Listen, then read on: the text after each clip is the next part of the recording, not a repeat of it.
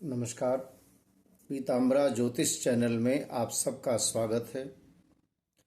दर्शकों, 1 नवंबर 2023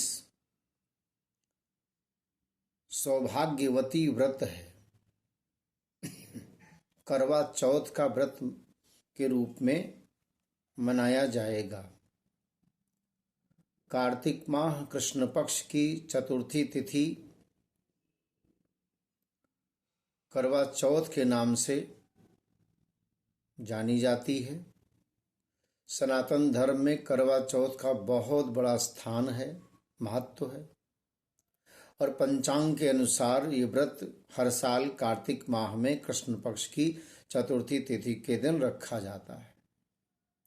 सुहागिनी महिलाएं पति की लंबी उम्र के लिए निर्जला व्रत रखती हैं और शाम के समय चंद्रमा को जल दे करके व्रत को पारण करती हैं।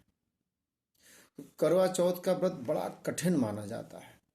इस दिन सुहागिनी महिलाएं सूर्योदय से लेकर चंद्रोदय तक उपवास रखती हैं। ये पर्व पति पत्नी के अटूट रिश्ते की मिसाल है। करवा चौथ की विधि विधान से पूजा करके अखंड सौभाग्य की प्राप्ति महिलाएं प्राप्त करती हैं। वैवाहिक जीवन में सभी समस्याओं से छुटकारा मिलता है और जीवन सुखमय हो जाता है। इस बार करवा चौथ पर बेहद सुखद और शुभ योग का निर्माण हो रहा है। ये व्रत रखना फलदायी होगा। 1 नवंबर को इस वर्ष करवा चौथ मनाया जाएगा। महिलाएं अखंड सौभाग्य की कामना करते हुए करवा चौथ का व्रत रख सकेंगी।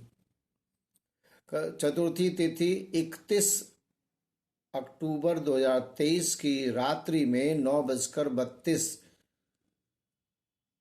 PM पर प्रारंभ होगा और बुधवार को 1 नवंबर की रात्रि 9:21 तक रहेगा। पूजा का मुहूर्त सायंकाल में 5:36 से 7:42 तक लगभग 1 घंटा 6 मिनट तक रहेगा। चंद्रमा का उदय 8:15 सायंकाल में होगा और सर्वार्थ सिद्ध योग जो 1 तारीख की प्रातः 6:33 से और 2 तारीख की प्रातः 4:36 तक सर्वार्थ सिद्ध योग रहेगा। शिव योग भी दोपहर के बाद 2:07 से प्रारंभ हो जाएगा। तो 2 खास योग हैं, सर्वार्थ सिद्ध योग और शिव योग। महिलाओं को 16 श्रृंगार करके ही व्रत रहना चाहिए। नियम है कि सासू द्वारा दी गई सरगी खाकर और उनका आशीर्वाद लेकर ही व्रत को प्रारंभ करना चाहिए। तो सुख शांति बनी रहती है और पति पत्नी के बीच में रिश्तों में एक मधुरता बनी रहती है।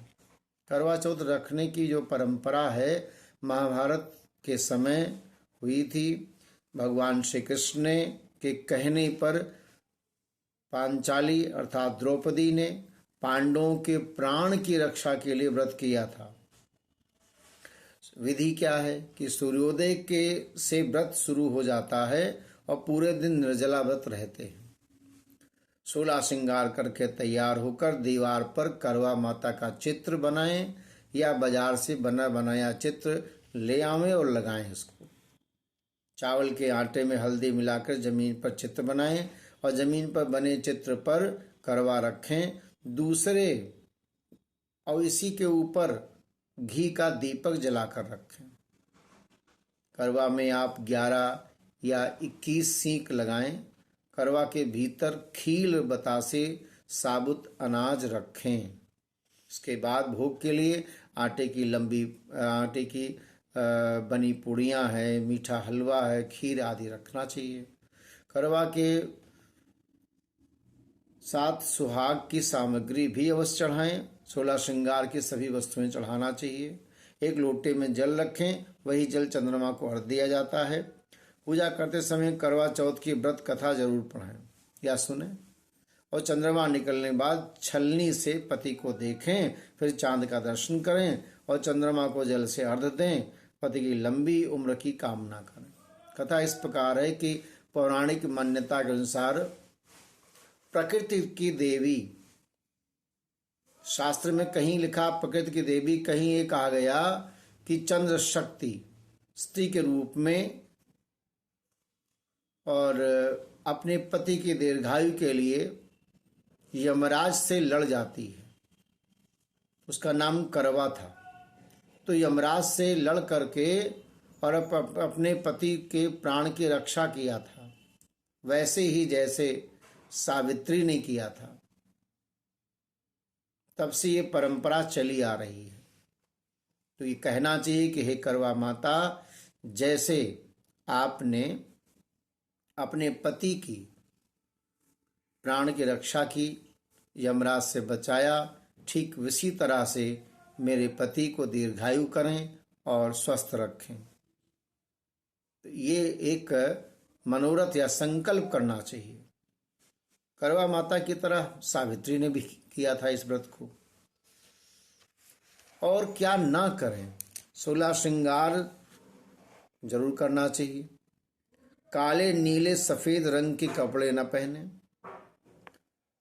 तामसिक भोजन आदि का न तो खैर आप तो व्रती रहेंगे, लेकिन अन्य लोग भी न खाएं।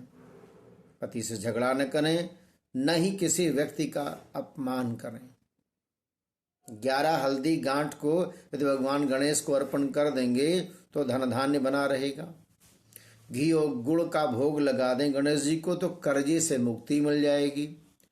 दूर्वा घास और गुड़ की छोटी छोटी गोलियां बना करके और घास के साथ में गणेश जी को अर्पण करेंगे तो दाम्पत्य जीवन में खुशहाली रहेगी।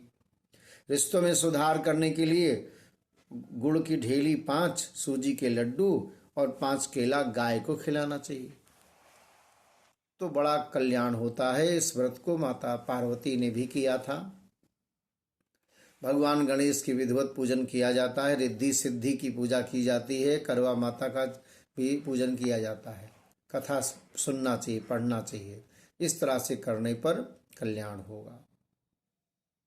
भगवान गणेश का ध्यान भी करना चाहिए और बड़े परम पवित्र शुद्ध भाव से रहना चाहिए।